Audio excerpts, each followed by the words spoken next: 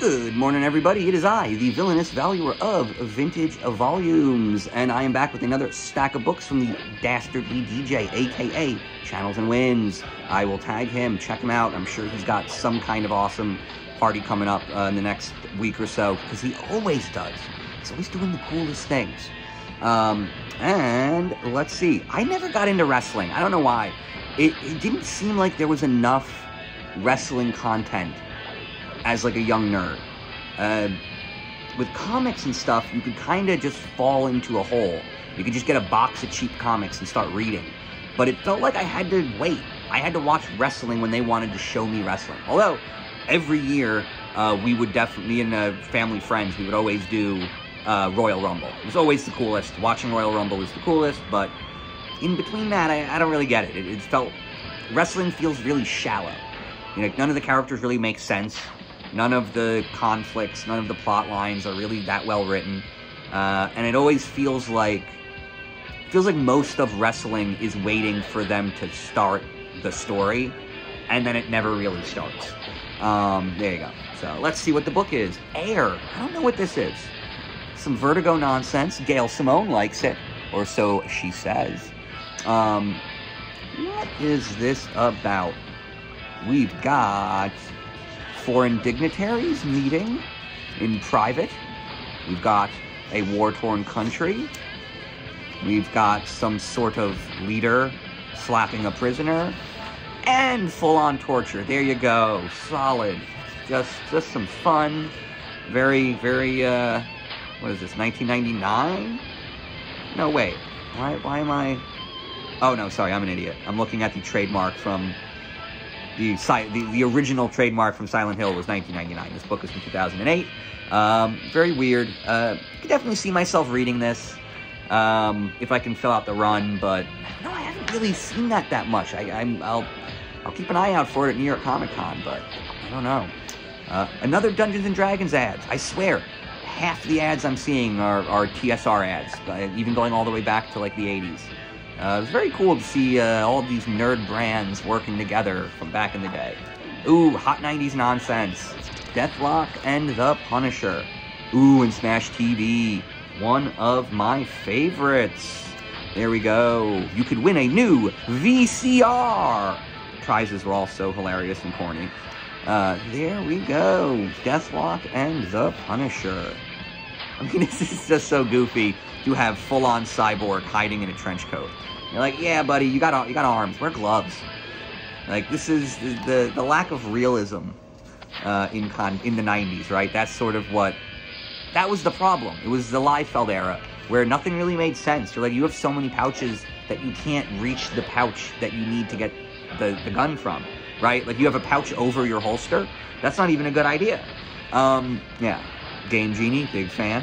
Hackers, selling, this is the first script kiddies in the world, where people hacking games and selling the hack. I love it. Father's Anguish. Yeah, Deathlock was a character that I remembered kind of liking, but it feels like there was never a definitive Deathlock story. I was glad that they used them in Agents of S.H.I.E.L.D., but I am also glad they didn't do the 90s version of Deathlock, because it just wouldn't have made sense. Yeah, none of the 90s style really works. Honestly, the X-Men and Spider-Man, that's it. Basically, all character design from the 90s, outside of Jim Lee and McFarlane, it was kind of bad. Yeah, and so, yeah, we gotta acknowledge the fact that just because somebody has sales doesn't mean we actually liked it as a community. Yeah, so there you go. Oh, look at this. More TSR ads. Dungeons and Dragons cards. Very fun. Double Dragon 3. This has got to be early 90s. Yes, Batman Nightfall. You know, this is one of those stories that, you know, defines the 90s era. And I never read it. I never read Nightfall. I read a lot of Batman before Nightfall and a lot of Batman after Nightfall. But I just don't think I ever bothered with any of it. With any of the actual breaking of the Bat story. Ooh, what is this, though? I'm going to look into this. Hopefully I can find this. So, Be Batman's Boss. I'm guessing this is just about, you know, a kid doing a voice for somebody in Batman. But it still is confusing because it feels like Batman's boss is Commissioner Gordon or the Mafia. I don't know. So how is a kid being the voice of Commissioner Gordon? I feel like we already have that guy in the show. But I'm going to look into that, see if I can bring an explanation up on screen using the magic of time travel. There we go. This is some fun nonsense. So yeah, I'm definitely going to build out a Nightfall run. Yep, and just like every pack from the Dastardly DJ, we've got Plastic Farm, a weird comic that I do not understand and am freaked out about every time I look through one. It's the Uncanny Valley thing. It's some of the art is just, a lot of the art is just sort of basic, and every once in a while there's just like weird, creepy faces that are just a little too realistic for the rest of the context. Very fun stuff. I'm looking forward to reading this when I get to about 10 issues or so. I'll give it a read. And here we go. We've got a very stupid ad for milk. This doesn't even, how is this going to get me to buy milk? This doesn't even, I don't know, whatever.